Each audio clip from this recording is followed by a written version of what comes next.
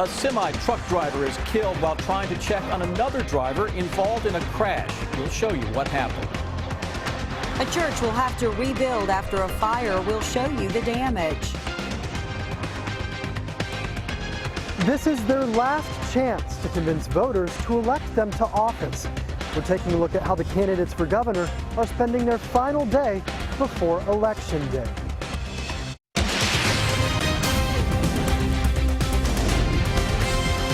This is WKYT News at 5. Good afternoon to you. A semi-driver dies while trying to help another driver involved in a crash. State police say a car slammed into the man's semi on I-75 in Laurel County last night, and he was killed after getting out to check on the other driver. WKYT's Victor Puente is tracking the investigation in our top story at 5.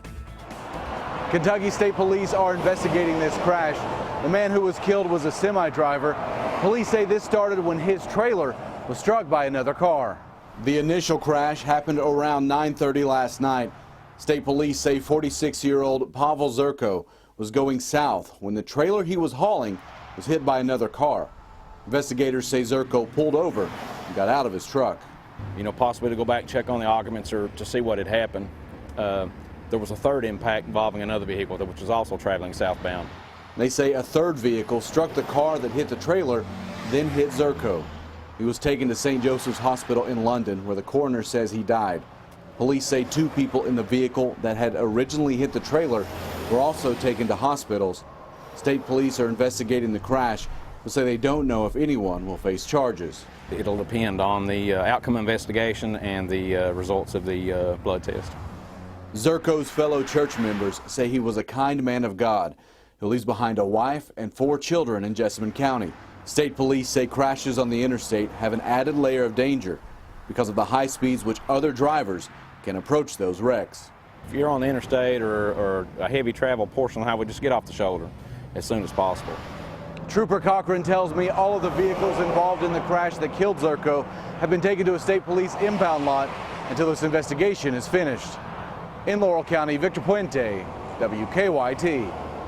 Now, friends of the family have started a GoFundMe page to help Zerko's family with expenses. You can search for the Pavel Zerko family to find it. A Central Kentucky congregation will be worshiping in a temporary space after a fire.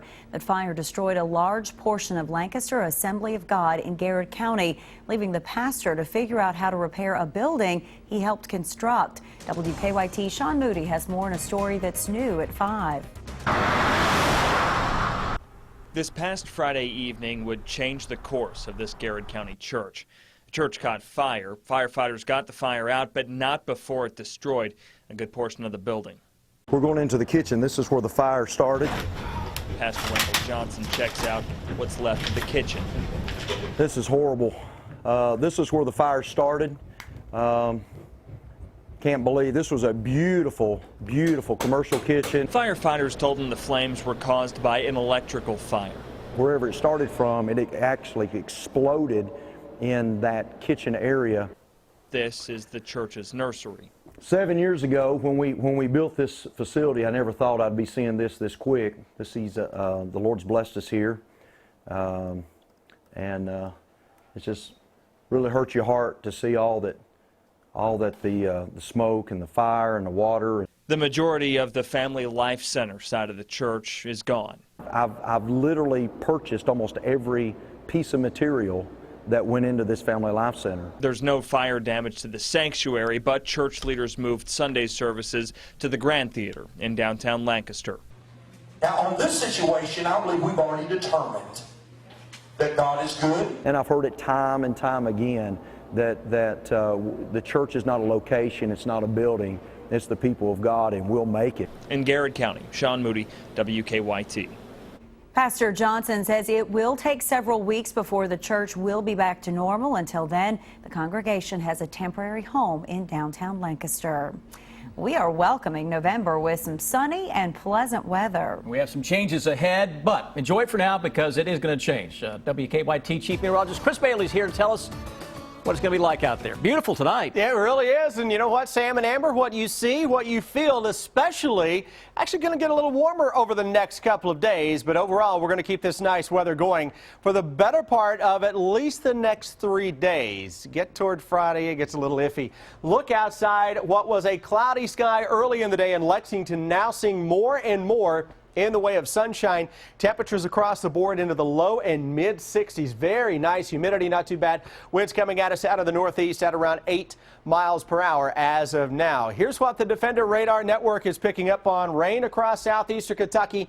I hate to really call that rain. How about just some sprinkles? Had some heavier showers a little early in the day. What is out there now, a lot of that not reaching the ground, but again, a few drops courtesy of an area of low pressure that is off to our south and southeast. That will continue to push out into the Atlantic Ocean. Notice a couple of high pressures dominating the weather across the Great Lakes, the Ohio Valley, into the Midwest. That's what we're going to keep as we go through the next couple of days. Now, if you're out and about over the next few, it's a mild week to say the least. Many areas will hit the 70s as we go through your election day and beyond. Then we get to Friday, guys, and a cold front is ready to crash our September party here into early November. That will really knock the temperatures down.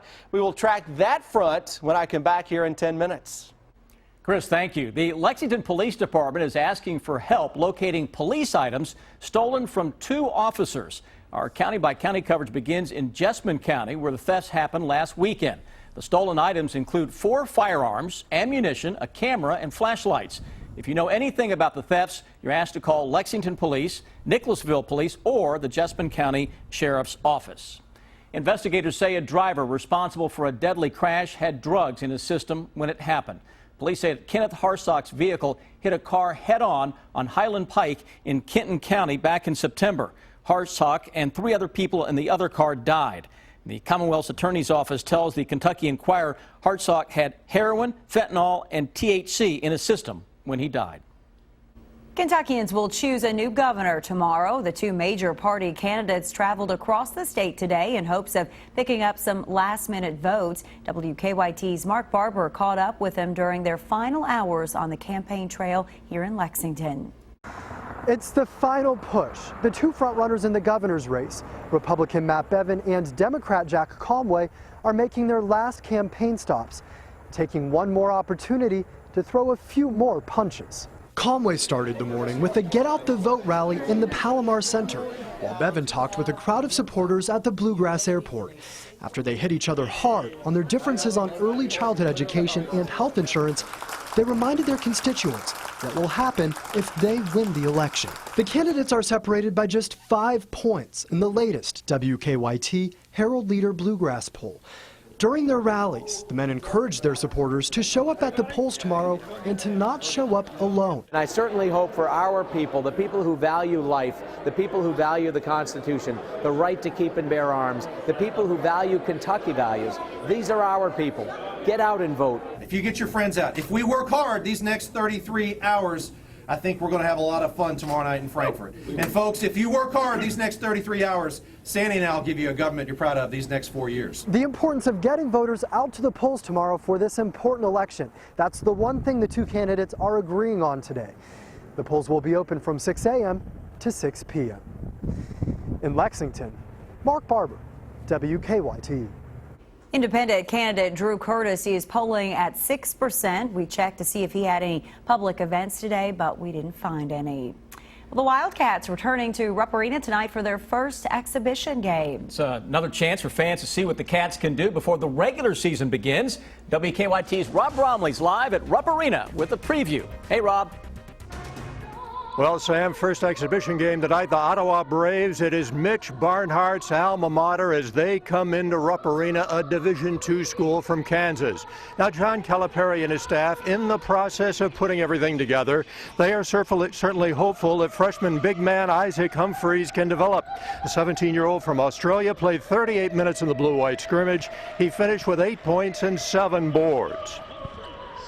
Getting better and better. I think he's getting in better shape. He's starting to battle. He's doing more things than just shoot the ball, which is nice to see. He's rebounding the ball well in practice, and when we go against each other in practice, he puts up good numbers.